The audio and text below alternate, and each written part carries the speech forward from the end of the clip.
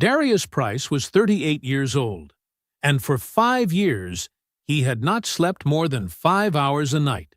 He worked 3 jobs: structural engineer by day, rideshare driver by night, construction consultant before the sun came up, all to pay off $350,000 in debt that carried his wife's name. He never complained, never wavered. The morning the final payment cleared, he drove home early to surprise her. Dinner reservation in his pocket. The words, "It's done," ready on his lips. He came through the back door quietly, heard her laughing in the living room, and stopped cold in the hallway. She was on the phone with her best friend, the woman who had been maid of honor at their wedding. And through that wall, Darius heard his name. Then he heard what came after it. His wife called him her ATM, said he tapped out money and went back in the wall, said another man actually saw her. Darius stood there holding the coffee he had just made for her. He set it down. He walked back outside. And somewhere between the hallway and his truck, the most patient man Angela Price had ever underestimated made a decision she never saw coming. Before we jump into the story, comment where in the world you are watching from and subscribe, because tomorrow's story is one you need to hear. The gas station sandwich was turkey on white bread. Darius had eaten the same one 3 times this week. He sat in the driver's seat of his F-150, the engine off, the heater still ticking as it cooled down. Outside, the parking lot of the Quick Mart on Decatur Street was empty, except for a produce truck idling near the air pump.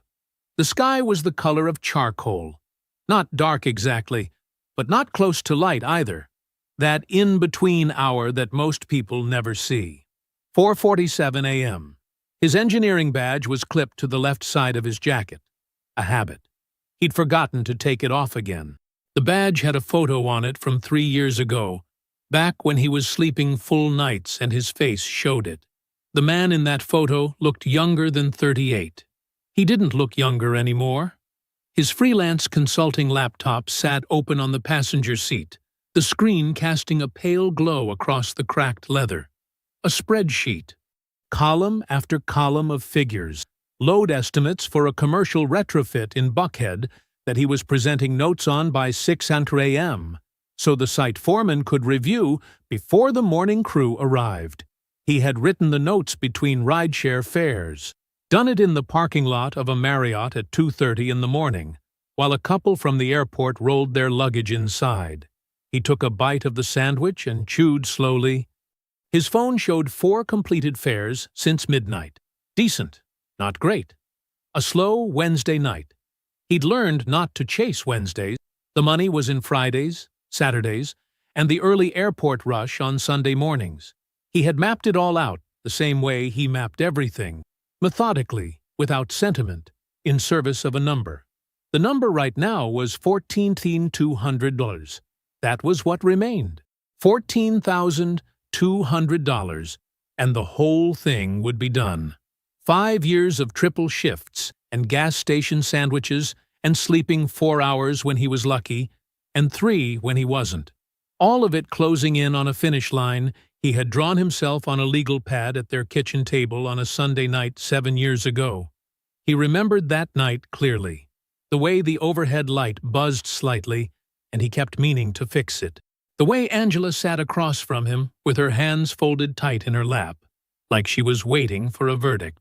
He had spent 2 hours that afternoon going through everything: the student loans, the credit cards, the failed boutique she had opened and closed in 14 months, the predatory personal loan she had taken from a private lender when the boutique started bleeding, and the 2 co-signed obligations her mother Phyllis had opened in Angela's name without fully explaining the terms. He had written every figure down, added them up twice. $347,000. He did not flinch. He did not raise his voice. He looked at the number for a long time, and then he looked at his wife, and he said, "We're not starting over. We're starting from here." Angela had cried that night. Not the quiet kind, the full kind, her shoulders shaking, her hands pressed over her mouth like she was trying to hold something in. He had come around to her side of the table and sat beside her and let her lean into him, and he had meant every word he said. Every single one. That was who he was. That was who he had always been. He finished the sandwich, balled up the wrapper, and tossed it in the bag by his feet. He picked up his phone and glanced at his texts. There were 3 from Angela, sent between 11 p.m. and midnight, while he was driving fares across Midtown. We're out of the good coffee filters, the round ones. Also, can you grab dish soap? Under the sink is almost empty. And I need my dry cleaning picked up tomorrow before 6. They close at 6. He scrolled up, out of habit, looking for something else. A question about how the night was going. A check-in. A good night. There wasn't one. There hadn't been one in a while. He told himself it was stress. Angela had a demanding job. Senior marketing manager at a brand consultancy, long hours, difficult clients. He told himself that when 2 people were both busy, the texture of conversation changed. That was normal. That was what happened in real marriages, not the movie kind. She called household finances Darius's department when her girlfriends asked about the mortgage. He'd heard her say it at a dinner party once, light and breezy, like it was a compliment. Oh, that's Darius's department. He handles all of that. He had smiled across the table at her. He was still smiling about it now, in a Quick Mart parking lot at 4:47 in the morning, eating a turkey sandwich alone. He closed the laptop, started the truck, and pulled out of the lot. The bedroom light was on when he turned into the driveway at 5:15. He sat for a moment and looked at the warm glow behind the curtains. She was up early. That happened sometimes. Early calls with clients on the East Coast, or campaign deadlines that pulled her out of bed before sunrise. His phone buzzed. Angela, bring coffee. I have an early call. He looked at the message. Then he looked back up at the light in the window. He smiled, got out of the truck, went inside to make her coffee. Brandon Osei took a long pull from his bottle and set it down on the bar with a soft knock. How close? He asked. 1 payment, Darius said. Clears tomorrow morning. Brandon looked at him for a moment. Really looked at him. The kind of look that old friends allow themselves when they've known each other long enough that pretending isn't required. The bar was a quiet spot on the west side. Friday crowd, but not loud. A game on the TV above the bottles. Neither of them was watching it. Man, Brandon said. 5 years. 5 years, Darius said. How do you feel? Darius thought about that honestly. Tired, he said. Ask me again tomorrow after it clears. Brandon almost smiled. He was a precise man, not cold, but economical. He didn't give out expressions he didn't mean. I'll check in, he said. Get some sleep tonight. Darius finished his beer. They shook hands at the door the way they always did, the grip firm and familiar. And then he drove home. He was up at 6 the next morning without an alarm. He sat on the edge of the bed for a moment, the room still gray with early light, and then he reached for his phone on the nightstand. He opened his banking app. He found the account. He looked at the balance. The payment had cleared. He sat there with the phone in his hand and read the number twice. Then he set the phone down on the bed and pressed both hands flat against his knees and just breathed. It was done. 5 years, 3 jobs, 1,462 mornings. The legal pad with the columns of figures and the total he had stared at until it stopped feeling like a wall and started feeling like a problem he could solve. All of it, compressed now into a single updated balance on a small screen in a quiet bedroom. He didn't shout. He didn't punch the air. He just sat there and let the quiet move through him. After a while, he showered, dressed, and made coffee. Angela was still asleep. He stood in the kitchen and thought about what he wanted to do with this, how he wanted the moment to land. And it came to him simply, the way good ideas usually did. The restaurant on Peachtree where they'd had their first date. He could still picture her across that table, laughing at something he'd said, her earrings catching the candlelight. He'd been nervous that night. She'd made him feel like the most capable man in the room anyway. He wanted to sit across from her at that table tonight and say 2 words. It's done. He pulled out his phone and made the reservation. 7:30. He'd tell her when he got back from his morning consulting call. A short one. A quick site check on the Buckhead project. An hour, maybe less. It took 40 minutes. The foreman didn't need much from him. A quick walk through, a few notes, and he was back in his truck by 10:15, heading home with the whole Saturday still open in front of him. He felt lighter than he had in years. Something in his chest that had been contracted for so long, he'd stopped noticing it had loosened overnight. He pulled into the neighborhood and cut the engine in the driveway. The back door was unlocked. He'd reminded Angela 100 times about that, and he came in quietly, not wanting to startle her if she was still in a slow morning. He set his keys on the hook by the door. That was when he heard her laughing. The bright, easy laugh. The one that lived in the front of her throat. He had always loved that laugh. He was halfway down the hall when he heard his name. He stopped moving. "Darius!" Her voice was light, almost dismissive, like his name was the setup to a punchline. "Girl, he is not going anywhere. That man is allergic to conflict. He just works and sleeps and works some more. He doesn't even question anything." A pause. A laugh from the other end of the line. A voice he recognized, easy and familiar. The voice of a woman who had stood at the front of their wedding and cried happy tears and told a room full of people what a good man Darius Price was. "Tasha. I'm not worried about him." Angela's voice was easy and warm, the way it got when she was comfortable, when she wasn't performing anything for anyone. "He's my ATM, always has been. Taps out the money and goes back in the wall." Tasha laughed again. "No, Corey is different. Corey actually sees me. Darius just funds me." Darius stood in the hallway. He was holding the coffee he had made for her before he left that morning, still in the thermos he had carried in from the truck out of habit. He looked down at it. Then he set it on the hallway table. Carefully, without a sound. He turned around, walked back down the hall, and went out the back door the same way he had come in. He sat in his truck. He did not move for 40 minutes. He did not turn the key. He did not look at his phone.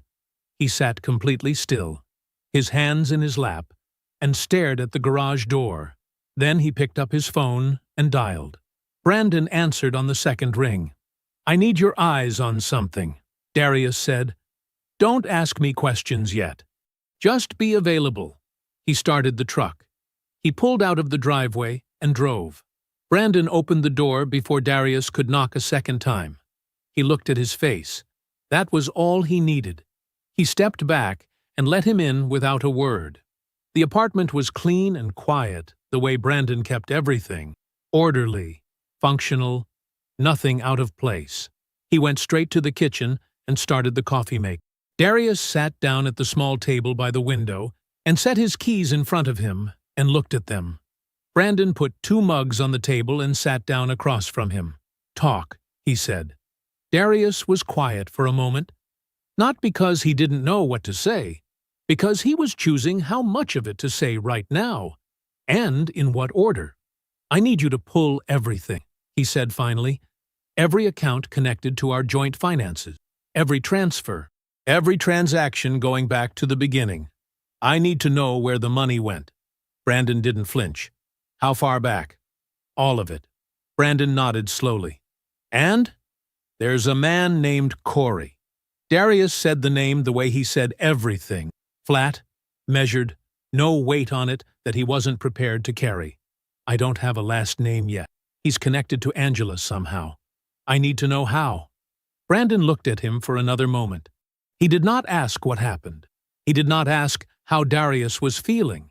He did not say, "Man, I'm sorry," or "Are you sure about this?" or any of the other things that would have required Darius to spend energy he didn't have right now. He just said, "Give me 72 hours." Darius picked up his coffee. Complete silence. Nobody hears a word of this. "You don't have to tell me that," Brandon said. Darius drove home. He made dinner that night. Chicken, rice, the simple kind Angela liked. She came into the kitchen while he was cooking and poured herself a glass of wine and leaned against the counter and told him about a meeting at work, something about a campaign rollout and a client who kept changing his mind. Darius listened. He asked one follow-up question. He plated the food and set it on the table and sat across from her and ate. She did not ask about the reservation he had made that morning. He had canceled it from his truck before pulling out of the driveway. He said nothing about it. She went to bed at 10. He stayed up another hour, then went to bed too. He did this for 3 days. He was very good at it. Brandon called on Tuesday morning. "Come over," he said. "After work." The documents were already spread across the kitchen table when Darius arrived. Brandon had laid them out in sections, printed pages, organized with the particular tidiness of a man who understood that the way you presented information was part of the argument. Bank statements, account history, transfer records, a series of flagged entries in red pen. Darius sat down. He started reading.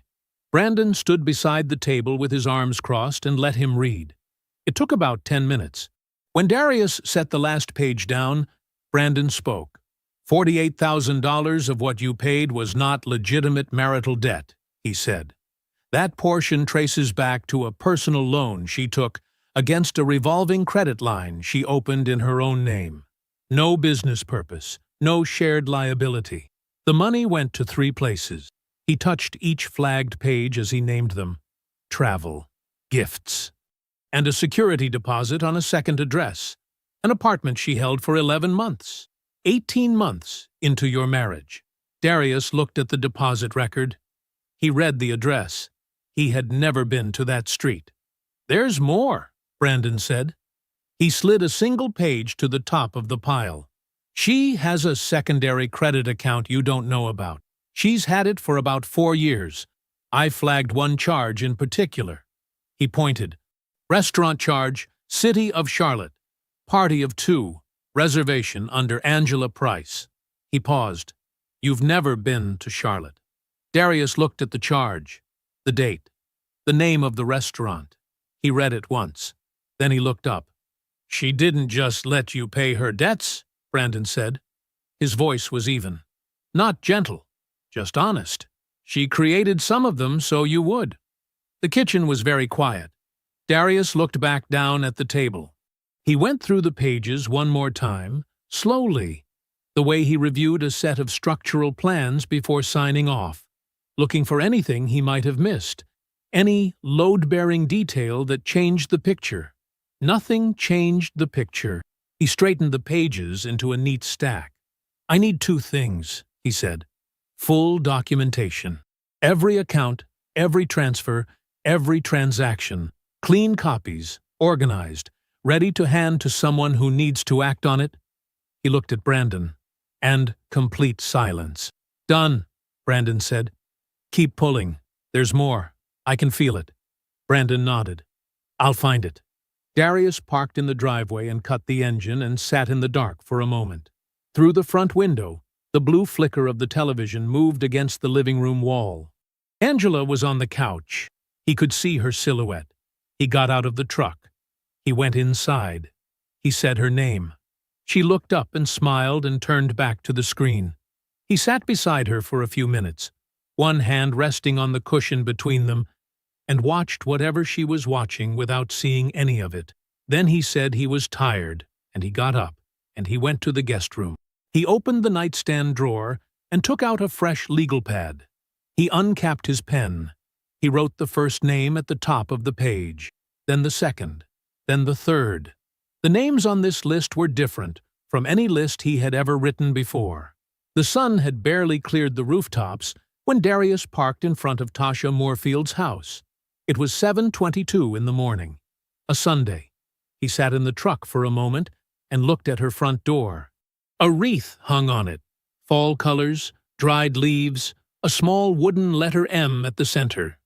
He had been to this house for cookouts, for holiday dinners, for the kind of gatherings where he stood on the back porch with a plate of food and talked to people he barely knew because Angela wanted to be there, and he wanted to support her.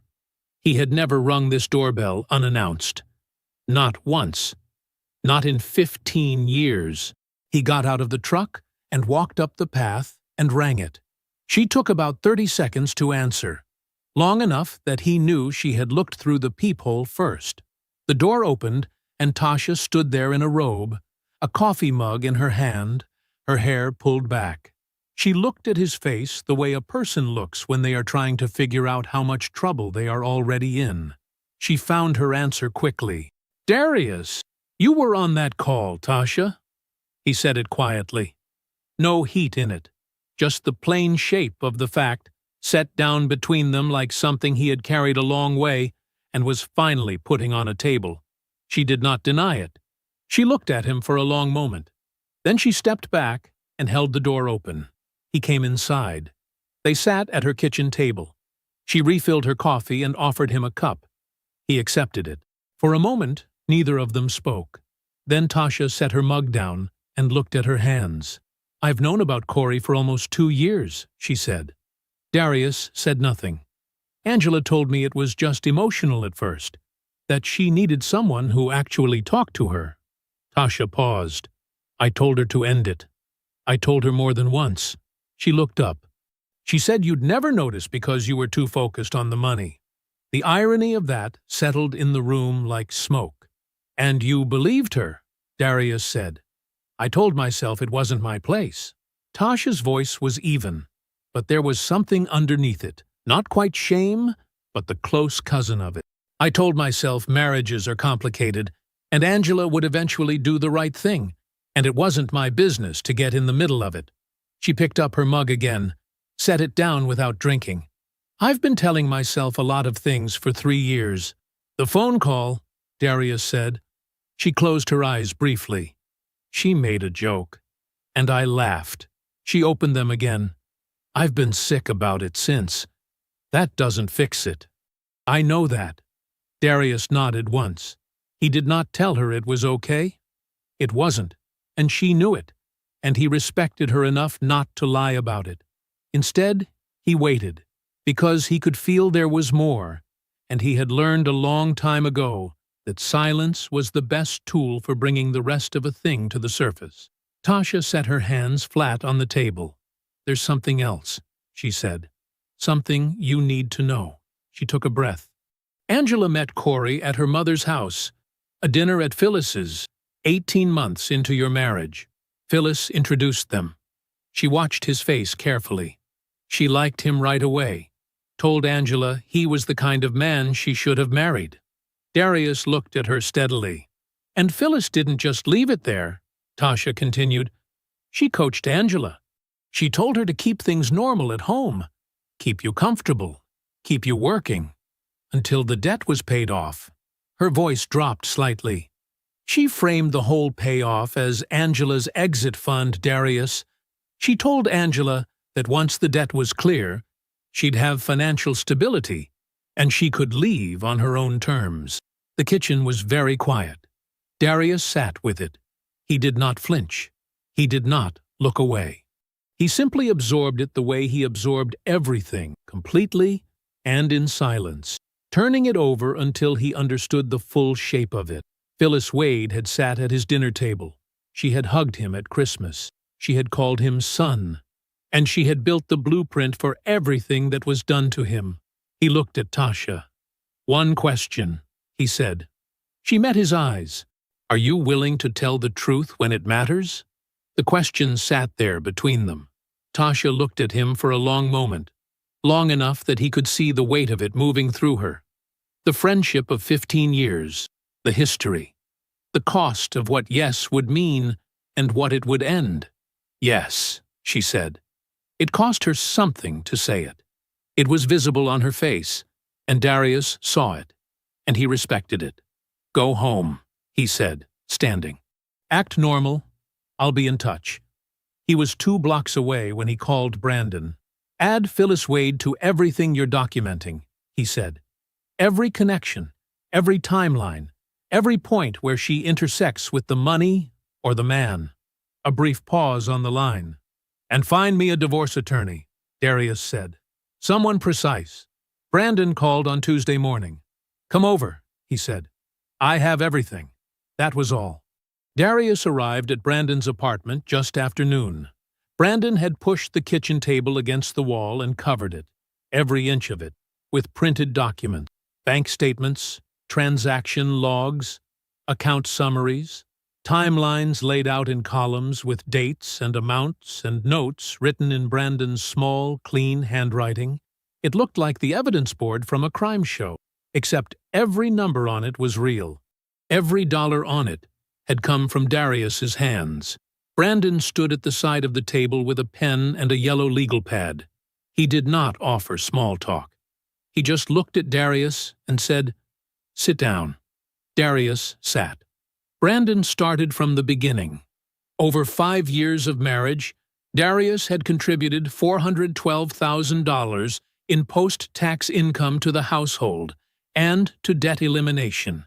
That number included his engineering salary, his rideshare earnings, and every freelance consulting payment, logged, sourced, and verified. "You took nothing for yourself," Brandon said. "No meaningful investments. Retirement contributions were at the minimum required to get the employer match. That's it. Everything else went toward the joint account or directly to creditors." He set the legal pad down. 5 years, Darius. You built nothing for yourself." Darius looked at the numbers. He did not react. Brandon moved to the second set of documents. "Angela opened a secondary credit account 18 months into your marriage," he said. "You are not on it. You were never on it. You didn't know it existed." He laid a statement in front of Darius. The account had carried, at its peak, just over $31,000 in charges. Darius looked down the column of transactions. His eyes moved slowly and steadily, the way they moved when he was reading structural plans, absorbing load, identifying stress points.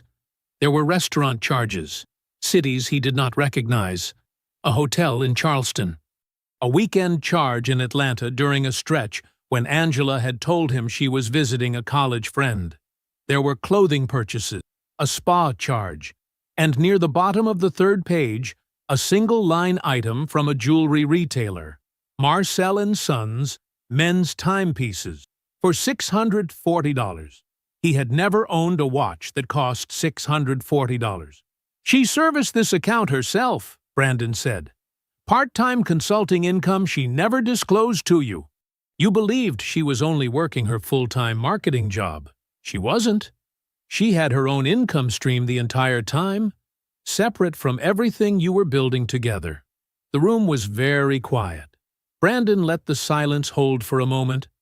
Then he said the line he had been working toward, the one that reorganized every year of the last 5 years into a single, clean fact. She had her own money the whole time. She didn't need you to pay the debt. He paused. She just needed you to believe she did. Darius did not move. Brandon moved to the third section. "The account types Angela used to run this," he said, "are not ones a person finds on their own. These aren't standard checking or savings products. These are low-visibility vehicles, flexible withdrawal terms, minimal paper trail, structured to stay quiet under casual review." He tapped the document with one finger. Somebody built this architecture for her. Somebody who knew exactly what they were doing and why. He looked at Darius directly. Corey Ashford's fingerprints are on every one of these decisions. He didn't look away from what she was doing. He built the road she walked on. Darius picked up the statement with the watch charge. He looked at it for a moment. Then he set it back down with the rest of the papers. "I need the full package," he said. "Everything. Printed and organized." "Already done," Brandon said. He slid a manila folder across the table, thick, tabbed, ordered by date and category. "Patricia Webb," he said. "She's the one you want. Complex asset cases, forensic documentation, Restitution claims she doesn't miss. Darius drove directly from Brandon's apartment to Patricia Webb's office. Her office was on the 4th floor of a building downtown. Clean lines, no clutter. The kind of space that belonged to someone who did not waste time on anything that didn't matter. Patricia Webb herself was a trim woman in her early 50s, with reading glasses on a chain and the calm, unimpressed expression of someone who had seen every version of this story before. Darius sat across from her desk and walked her through everything. He did not editorialize. He laid the documentation in front of her in the order Brandon had organized it and explained each section plainly. She read carefully. She asked 3 questions: precise, technical, clarifying. She made notes. When she finished, she set her pen down and looked at him over her glasses. "The restitution claim is strong," she said. "The fraudulent debt characterization is documented. The hidden account is documented. The third-party involvement is documented." She paused. "This is well built. Can you file by Thursday?" Darius asked. "Yes." "Do it," he said. He drove home that evening and made dinner. Pasta. Simple. He set 2 plates on the table and called for Angela, and she came in from the other room and sat down across from him and talked about her day, while he listened and nodded and passed her the bread. He ate his food slowly. He asked about her week. He cleared the plates when they were done. He gave her nothing. No sign. No distance. No edge. He was simply there, the same as he had always been. Angela stood at the bathroom mirror and smoothed concealer under her eyes with her ring finger, working it in small circles until the skin looked even. Perfect. She tilted her head left, then right. She had always been good at this, at making things look the way they were supposed to look. Darius had already left. She had heard his truck pull out before 6, the same as always. She hadn't gotten up. There was no reason to. She picked up her mascara and thought briefly about the dinner last night, the pasta, his quiet, the way he passed the bread without being asked. She thought about it the way you think about furniture. It was simply there, in the background, doing what it was supposed to do. She finished her makeup and went to make coffee. The morning moved the way her mornings always moved, efficiently, without waste. She answered emails at the kitchen counter while her coffee brewed. She confirmed a meeting for Thursday. She responded to a text from Corey. "Still on for lunch?" She typed back. "Obviously." She smiled at her phone before she set it down. They met at a restaurant near his office. A nice place, the kind with cloth napkins and a host who knew Corey by name. He was already at the table when she arrived, jacket off, sleeves rolled to the elbow, that easy smile he wore like a second skin. She kissed him on the cheek and sat down across from him. For a while they talked the way they always talked. Light, comfortable. A private language built over 3 years of lunches and weekends and stolen stretches of time. He was good company. She had always known that. It was one of the things that made the whole arrangement feel, to her, like something more than arithmetic. Then the food came, and he set his fork down before he picked it up. "Angela," he said, "we need to talk about timing." She reached for her water glass. "We're talking. I mean real timing." He leaned forward slightly. His voice dropped. Intimate, but with an edge to it that was new. "I've been patient. You know I have. But I want us to actually live together. Not in theory. Not in 2 more months. 2 more months." He looked at her directly. "When?" She looked back at him with the expression she had spent years perfecting. Warm, present, slightly vulnerable at the edges. The expression that said, "You matter to me," without promising anything specific. 2 more months, she said. He let out a short breath. Not quite a laugh. "Angela," Corey. Her voice was soft, but settled. "I am not going to blow up my life sloppily. You know that. You've always known that about me. I do things carefully." She reached across the table and touched his hand. Just briefly. Just enough. 2 months. Then we move. I promise. He looked at her hand on his. The edge in his expression softened. "Okay," he said. 2 months. She smiled and picked up her fork. She did not tell him that she had already sat across from her own attorney 12 days ago. She did not tell him about the $3,200 she had moved from the joint savings account over the past 4 months. $800 here, $1 and $200 there, amounts small enough to disappear inside the normal motion of a shared account. She did not tell him any of that. She watched him eat and thought, he really does believe he is the point of all this. It was almost sweet. She was home by 7:30. She changed out of her work clothes and poured a glass of wine and settled onto the couch. Darius came home around 8. Engineering shift, then probably a rideshare block, she didn't keep track anymore, and he moved through the kitchen behind her, quiet and steady as a current beneath still water. She heard the refrigerator open and close. She heard the soft sound of him setting his keys on the counter. "How was your day?" he asked from the kitchen. "Long," she said. "But good." "Good," he said. She turned the volume up slightly on the television. Darius's phone buzzed on his nightstand at 10:14 that night. Brandon. He stepped into the hallway and read the message, found something else. Sending now. The document came through as a PDF. Darius stood in the dark hallway and opened it. It was an insurance policy, supplemental life coverage. Angela Price, policyholder. Purchase date, 18 months ago. Premiums paid from the secondary account, the one he had never known existed. He scrolled to the beneficiary line. Corey James Ashford. He stood very still. He read the line again, not because he hadn't understood it the first time, but because he needed a moment to let the full shape of it settle into place. This was not impulse. This was not emotion.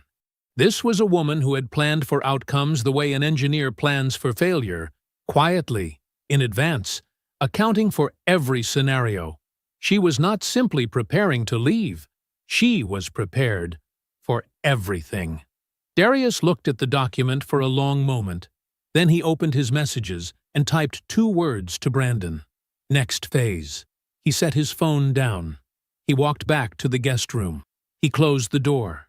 The kitchen was quiet at 5:43 in the morning. Darius sat at the table with his legal pad, a pen, and a cup of coffee he hadn't touched yet. The steam rose off it in a thin, slow curl. The overhead light was on. Everything else in the house was dark. This was the same table, the same chairs, the same laminate surface where, 5 years ago, he had sat across from Angela with a different legal pad and a different list, her debts organized by interest rate, by lender, by urgency. He remembered the feeling of that night, the weight of the numbers, the certainty that if he built the plan correctly, if he executed it without flinching, everything would hold. He had been right about the plan. He had been wrong about what he was building it for. He looked at his notes now. Not the debt columns. Those were long gone, replaced by something else entirely. Names, dates, document reference numbers, a sequence of events laid out in the same precise, load-bearing logic he used at work every day. Identify the structure. Find the weak points. Apply pressure where it matters. He read through it once. Then he capped the pen, set it down, and picked up his phone. Patricia Webb answered on the second ring. "Mr. Price, Thursday is still the plan," he said. "It is." Her voice was clean and professional. No wasted warmth, no performance. He appreciated that about her. "Everything is prepared. The filing goes through at 9 a.m. You'll have confirmation by noon." "Good," he said. "Thank you." He ended the call. He picked up his coffee and finally drank some. Then he called Tasha. She answered after 3 rings. He could hear the quiet of her house in the background. Early morning quiet, the same as his. "Darius, is there a Sunday dinner at Phyllis's this week?" A pause. Not long. Just enough to tell him she understood exactly what the question meant. "Yes," she said. "Every 3rd Sunday. This is the one. I'm going to be there," he said. I need Angela and Phyllis both in the room. Another pause. Okay, Tasha said. That was all. She asked him nothing else. He had not expected her to. She had made her decision when she opened her front door and stepped aside to let him in. Everything since then had just been Tasha living with that decision, carrying it forward one day at a time. I'll be in touch, he said. I know, she said. He ended the call. The last thing he did that morning was simple. He pulled up the website for Ashford and Merritt Financial Advisory. He found the staff directory. He found Corey Ashford, senior advisor, the headshot confident and square-jawed, the bio listing his credentials with the careful pride of a man who believed his reputation was something he had built, rather than something he was borrowing on borrowed time. Darius did not write down the number. He did not need to. He just needed to confirm it was there. That Corey Ashford was reachable. That when Patricia Webb's filing entered the public record and Brandon's forensic documentation made its way through discovery, the compliance officer at that firm would have no difficulty reaching the man whose professional fingerprints were on every account Angela had used. Darius would not be calling Corey. There was no conversation worth having. No confrontation that would deliver anything he needed. The paperwork would do that work, quietly, precisely, through official channels, the way serious things get done. He closed the website.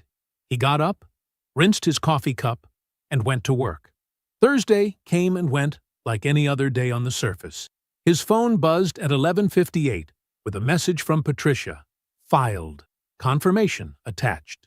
He read it in the parking lot of a job site, sitting in his truck, hard hat on the seat beside him. He read it once. He put his phone in his pocket. He went back inside. He made dinner Friday night. Chicken, rice, the simple rotation he had kept for 5 years.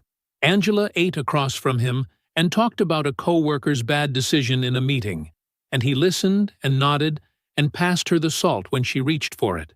She noticed nothing. He had not expected her to. She had never looked at him carefully enough to see the difference between presence and performance. Saturday he worked his engineering shift. He skipped the rideshare block for the first time in months.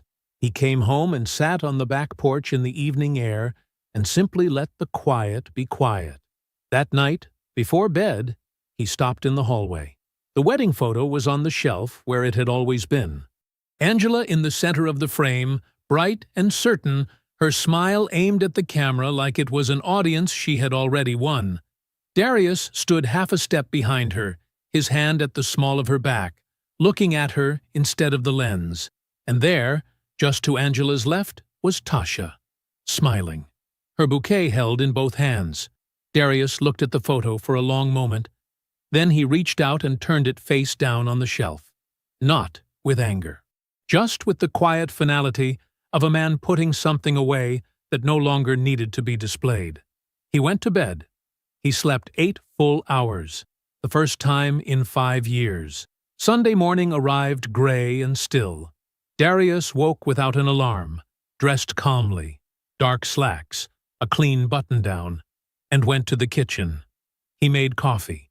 He drank it standing at the counter. Then he picked up his keys and his envelope and a bottle of sparkling water, and he walked out to his truck. He drove to Phyllis Wade's house. Phyllis Wade's house smelled like pot roast and candle wax. It always did on Sundays. The same curtains, the same runner on the hallway table, the same framed scripture above the coat rack. As for me and my house, Darius had stood under those words a dozen times without thinking much about them. He thought about them now. Angela opened the door. The surprise on her face was real. It moved through her quickly, a flash of something unguarded, there and gone before she could manage it. Her eyes went to the sparkling water in his hand, then to the envelope, then back up to his face. Darius, I didn't know you were... I know you weren't expecting me, he said. He said it simply. No edge. No warmth either. Just the plain truth of it, offered without apology. She stepped back. He stepped inside. Phyllis was in the kitchen when he came through the hallway. She appeared at the doorway with a dish towel in her hands and the performance of a pleasant smile already in place. Bright eyes, open posture. The full social presentation of a woman who had never in her life been caught off guard. But her eyes moved to the envelope. Just for a second. Then back up to his face. The smile stayed, but something behind it shifted. "Darius," she said. "What a surprise."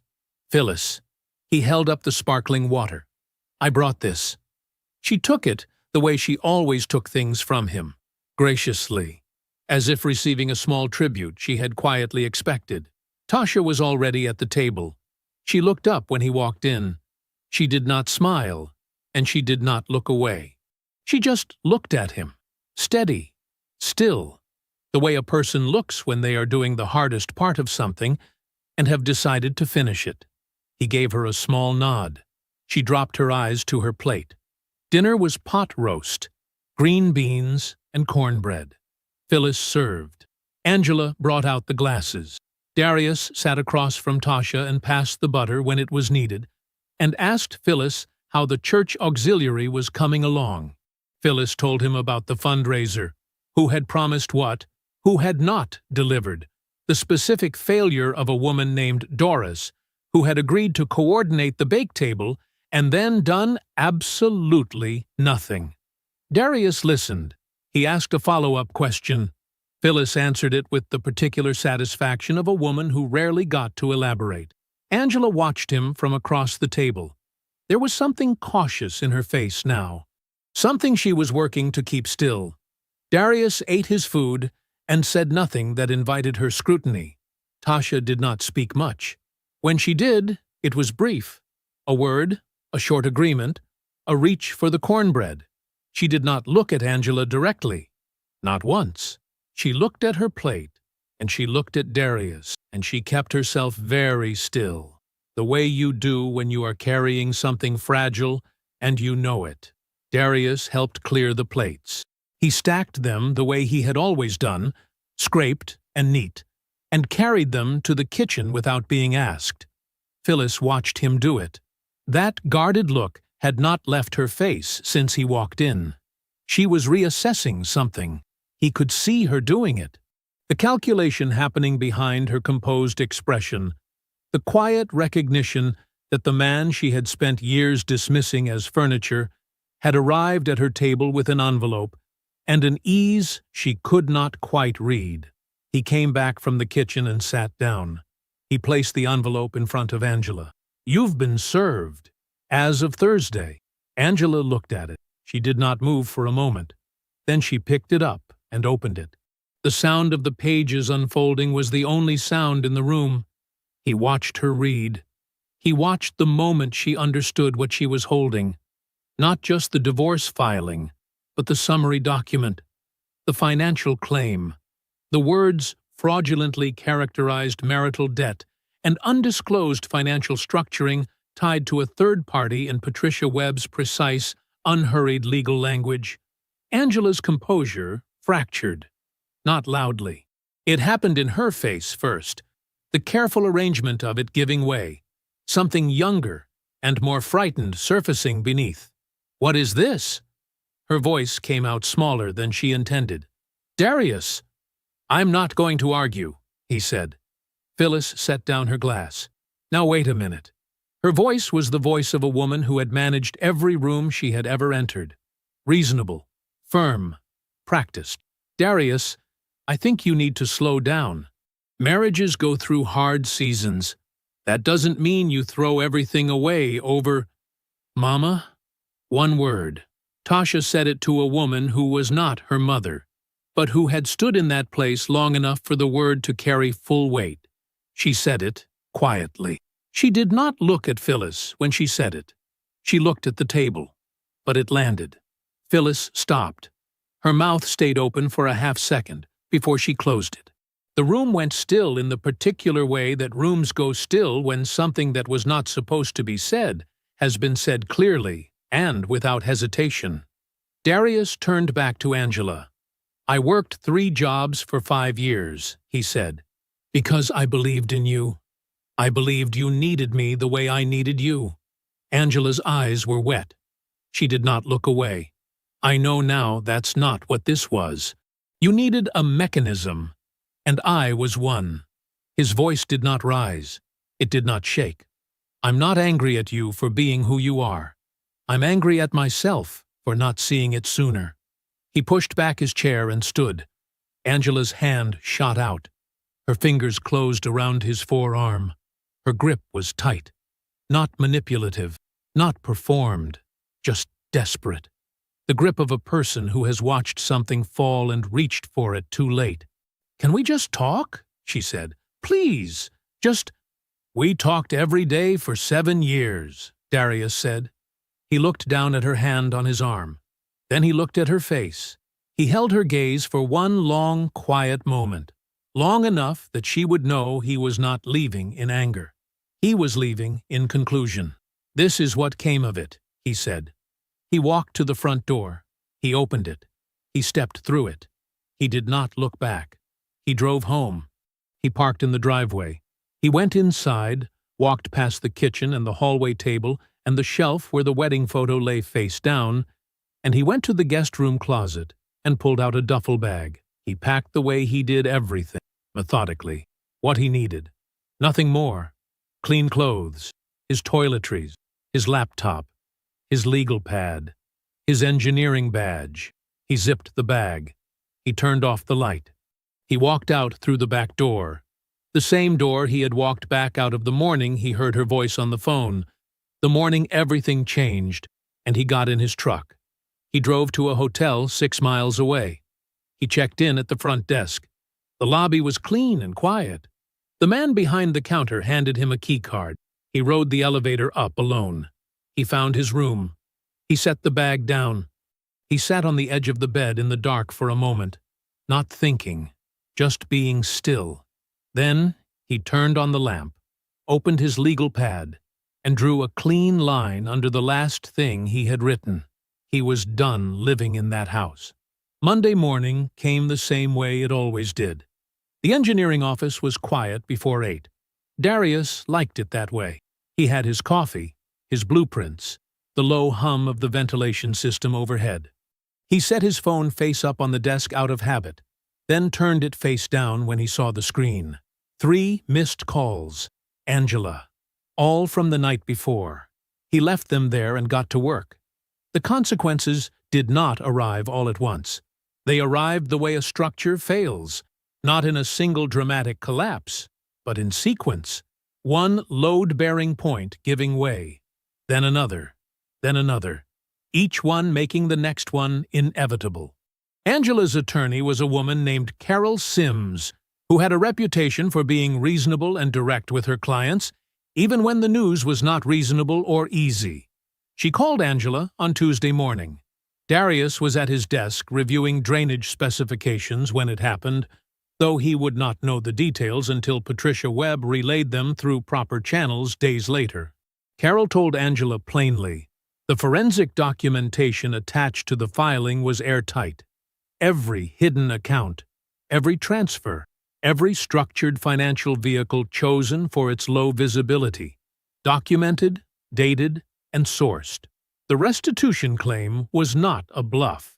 It was a credible legal argument backed by 5 years of paper evidence that Brandon Osei had organized with the precision of a man who had spent his entire career doing exactly this.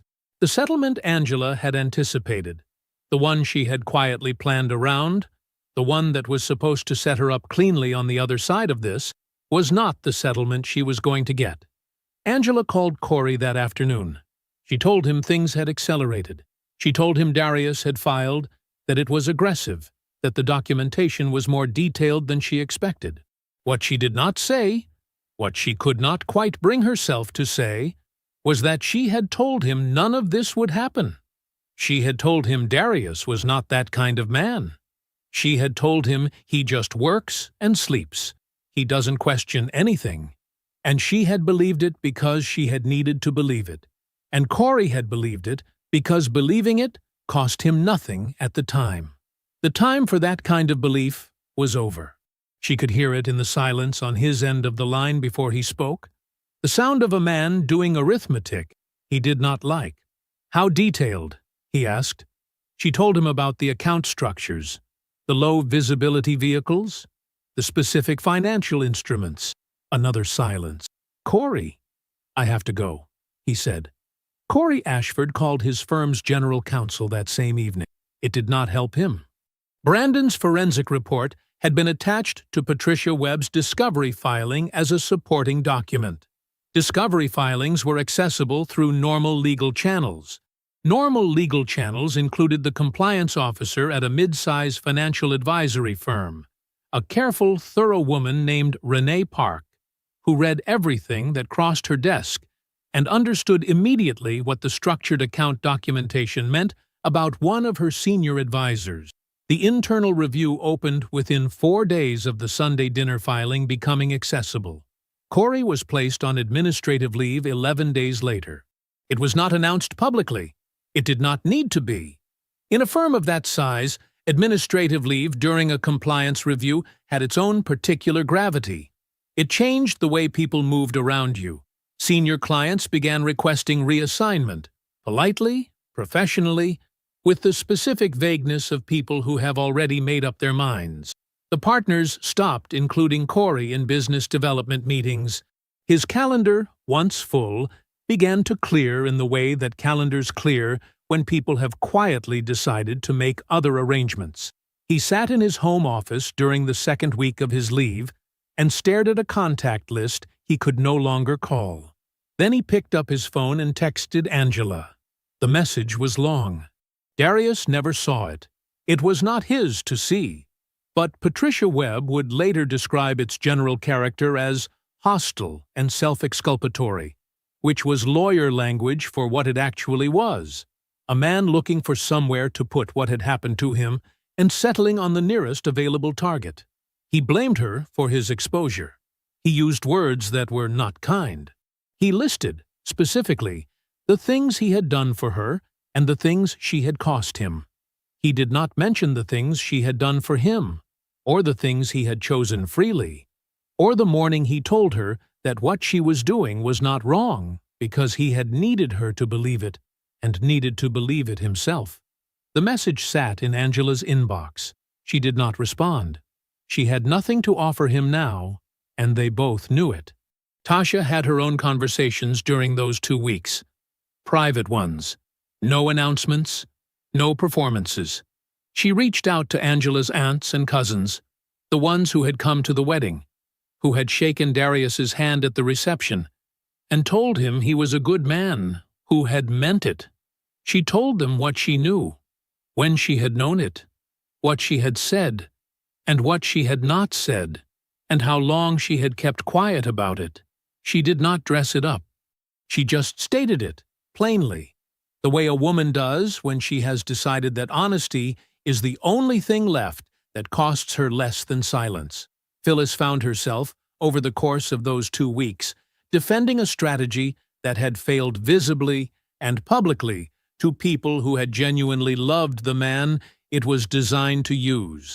She defended it the way she defended everything, with composure, with framing, with the practiced confidence of someone who had never encountered a consequence she could not manage socially.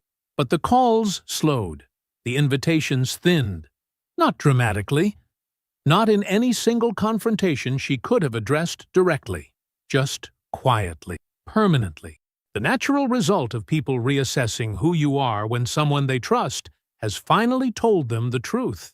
2 weeks after the Sunday dinner, Patricia Webb and Carol Sims began formal settlement negotiations.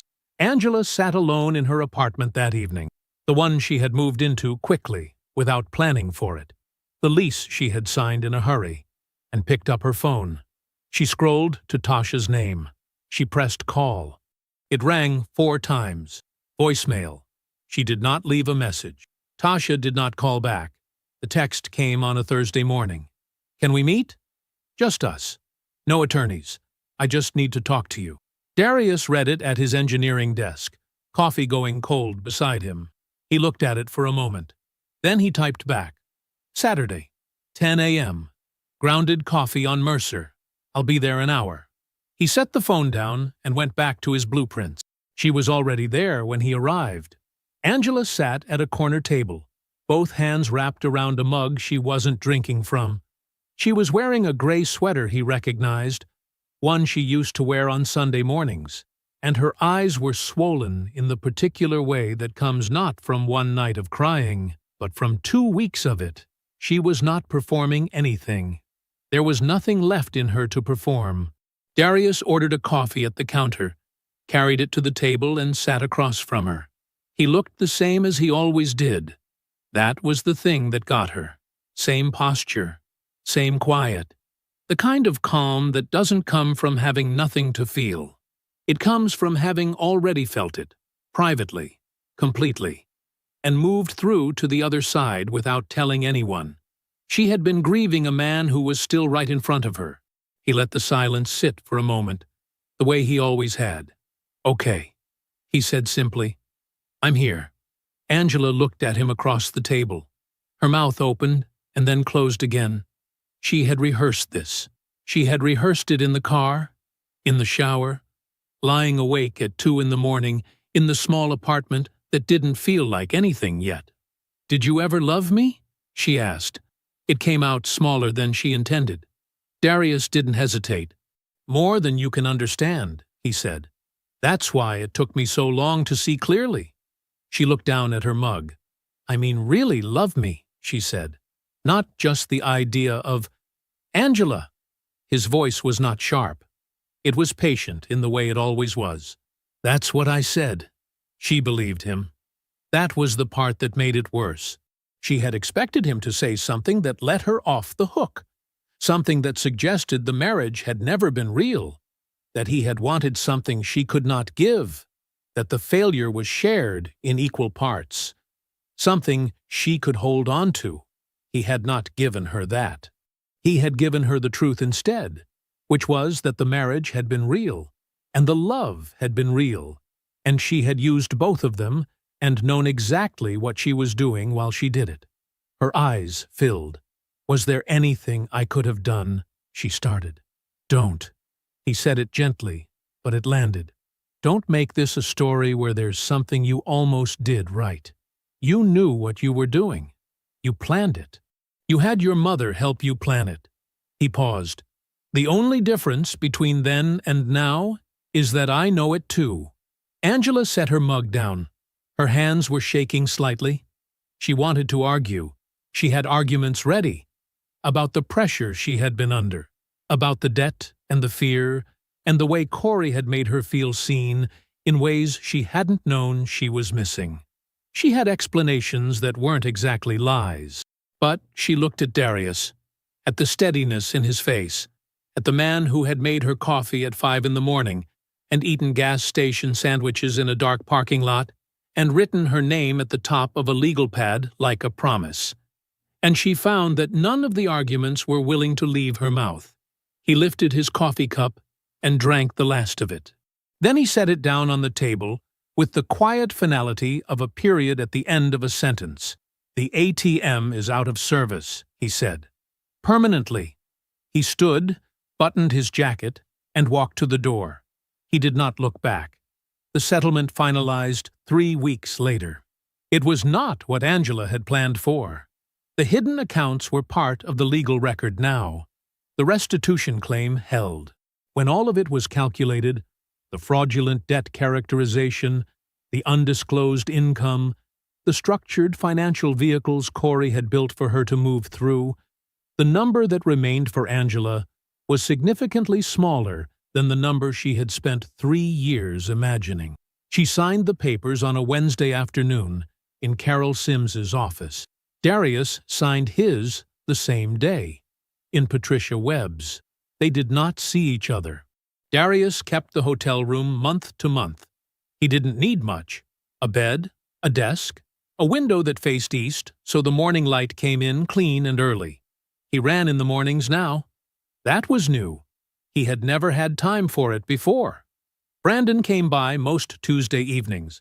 They would sit at the small table in the hotel room with laptops open and work through the framework of the Real Estate Investment LLC Brandon had been quietly building for the two of them.